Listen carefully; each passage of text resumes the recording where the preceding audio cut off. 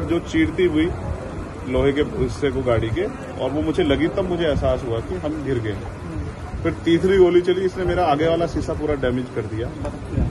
चौथी गोली पे मैं नीचे हो गया, जो गोली आपने देखा कि वो सीधी उसमें लगी। अगर मैं नीचे ना होता तो वो मेरी छाती के आर पार चली जाती। फिर वो गाड़ी 10 मीटर आगे जाके रुक जाती है।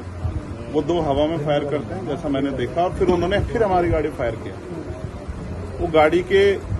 वो फायर जो है गाड़ी के नंबर प्लेट पे लगी। मेरा ये मानना है उनको ऐसा लगा होगा कि हमने जो काम करने आए थे वो कर दिया, अब ये मर गया शायद, जैसा पहले कई घटना में हो। फिर वो शायद सरेंडर करने के मूड में थे, लेकिन जैसे ही मनीष ने गाड़ी को मेरे कहे से यू टर्न लिया, उनको समझ आया कि ये जिंदा है, तब वो वहां से भागे।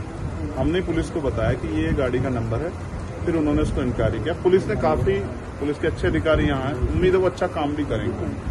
लेकिन ये स्पष्ट हुआ कि अपराधियों में कोई डर है नहीं। कितने लोग थे? 3 लोग। 3 लोग थे। 2 लोग असले से हमला कर रहे थे, एक व्यक्ति गाड़ी चला रहा। चंद्रशेखर जी, कोई थ्रेट कॉल आया हो आपको इससे पहले, कोई धमकी? पिछले कई सालों से आ रही है। मैं लगातार पुलिस को इंटीमेट भी करता रहता हूं। मैंने डीजीपी को भी लिखा, गृह मंत्री को भी लिखा, मुख्यमंत्री को भी लिखा, यहाँ के पहले एसएसपी डीएम थे उनको भी लिखा। लेकिन डीएम साहब जो पिछले थे अखिलेश सिंह जी, उन्होंने साफ मना कर दिया कि चीफ मिनिस्टर नहीं चाहते चंद्रशेखर को सुरक्षा दी जाए। मेरे आज भी याद है ये बात, क्योंकि मैंने एलआईयू के अधिकारी द्वारा पूछा कि भाई मैंने आपको बताया थ्रेट भी है, फिर क्यों नहीं हो रहा है? तो उन्होंने कहा भाई ये सरकार का मामला, सरकार चाहे तो दे सकती। तो मैं चाहता हूं मुख्यमंत्री इंतजार कर रहे हैं कब चंद्रशेखर मरे, उनका काम आसान है। लेकिन उनको ये नहीं पता कि गरीबों की, कमजोरों की, शोषितों की बात करने वाला चंद्रशेखर इतनी आसानी से उनकी रास्ते में से नहीं है। अच्छा, अतीक अशरफ के जैसा हुआ वैसे ही कुछ होने वाला था, ऐसा आपको लगता है? अब आप इसका आकलन खुद करें कि क्या हुआ और क्या हो सकता है। आपके पास लाइसेंस? एक और बात, मुझे ऐसा लगता है कल की घटना के बाद, इतने बड़े उसके बाद भी अगर मैं सुरक्षित हूं तो हमारे संतों गुरुओं महापुरुषों का आशीर्वाद, हमारी करोड़ों बहनों माताओं का आशीर्वाद, बुजुर्गों का मेरे पास है। और मैं जो जिम्मेदारी मैं लेके मैदान में आया हूं, बाबा साहब अम्बेडकर, मानव काशीराम साहब, सदगुरु रविदास जी का जो बेगमपुरा राज का सपना है, मानवता के राज का सपना है, संविधान को लागू कराने का है, इन वर्गों को अधिकार देने का है। जब तक वो पूरा नहीं होगा मैं कहीं जाने वाला नहीं। वो मीरपुर में छोड़कर अपराधी भाग जाते हैं, तो उसको कुछ और बता रहे, कुछ तो कहानी कुछ और नया मोड़ देने की कोशिश हो सकता है वो चाहते थे जो गुजरों और दलित समाज में एकता बनी है वो एकता टूट जाए। ये होगा ही नहीं कभी, ठीक है, ये नहीं हो सकता। एक आखिरी सवाल है, अमेठी पंचायत आप लोग कर रहे हैं अपनी मांगों को लेकर? हमारी लीडरशिप ने ये निर्णय लिया है कि जब 24 घंटे में गिरफ्तारी नहीं हुई तो हमें अपने लोगों को भी जवाब देना है। तो इसलिए शायद उन्होंने 3 तारीख का समय रखा है, मैं उसका हिस्सा बनूंगा। अमेठी के अंदर एक फेसबुक वायरल हुई है पोस्ट जिसमें आपको मारने की वो की गई है, क्या कही है उसके अलावा? ठीक है, देखिए लोकतंत्र है, उनके अधिकार है, मारे या छोड़े। मैंने कहा ना, मैं पहला थोड़ा ही हूं जो मारा जा रहा हूं या जिसको मारने का प्रयास किया। मुझसे पहले बहुत मरे हैं, लेकिन उनको कोई जान नहीं रहा था। मुझे लोग जानते हैं तो मेरी बात आगे बढ़ती, लेकिन मैं अपने लोगों को मरने नहीं दूंगा। ये भी मैं उनको संदेश देना चाहता हूँ। पोस्ट किया है अमेठी क्षेत्रीय महासभा से कि इस बार तो बच गया, अगली बार नहीं बचेगा। देखो, मैं गोली से डरता नहीं, मैं गोली से, बंदूकों से नहीं डरता हूँ। मैं संवैधानिक रास्ते से चलता हूँ, संविधान को मानता हूँ। गोली चलाने वालों को भी कहना चाहता हूँ कुदरत उनको सद्बुद्धि दे, गलत जगह पंगा ले रहे हैं।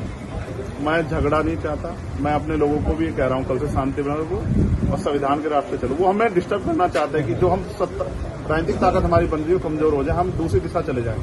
लेकिन ये भी एक अटूट सत्य है कि हम संविधान के जरिए जवाब देना जानते हैं, और किसी को गलतफहमी हो तो वो गलतफहमी सुधारने का समय, वो क्यों कर रहे थे, वो पाला खींच ले।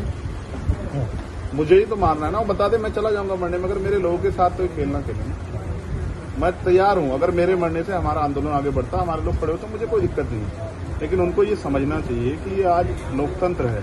गोली की भाषा से एक चंद्रशेखर मरेगा तो क्या हो जाएगा, हजारों चंद्रशेखर पैदा हो जाएंगे।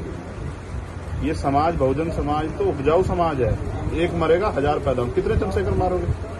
और मारो, गोलियों में सत्ता का संरक्षण आपको है, मुख्यमंत्री आपका अपना है, खूब चंद्रशेखर को मारो।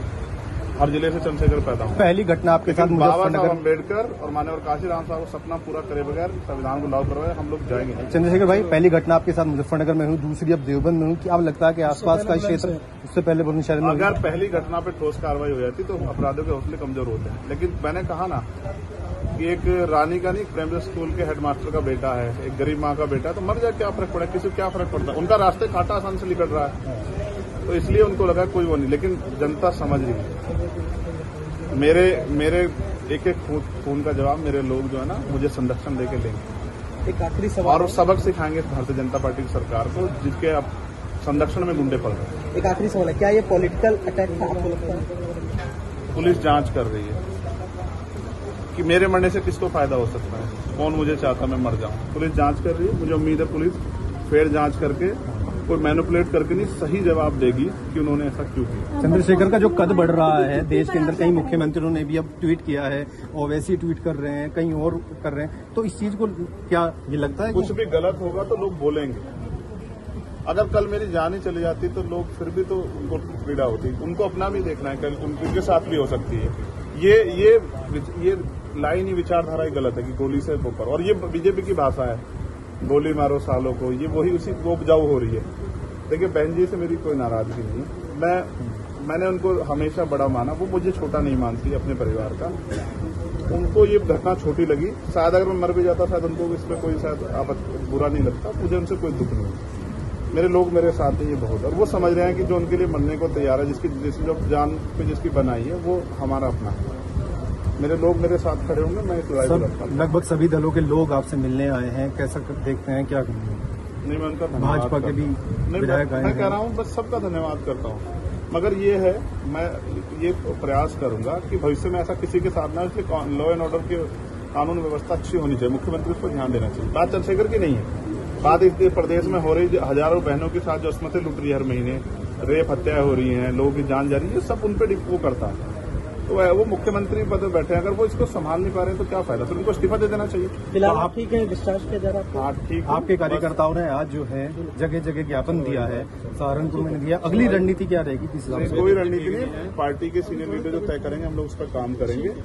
और दूसरा, मेरे पीठ में जहाँ गोली लगी है वहाँ ड्रेसिंग जारी है, ठीक है, पहले से आराम है, बस एक जलन और घाव है, जख्म वो तो है ही, सांस लेने में दिक्कत थी, बीपी जो है फ्लक्चुएट हो रहा था, फ्लक्चुएट अप डाउन हो रहा था, वो ठीक है पहले से। ठीक है, चलो ठीक है, चलो पहले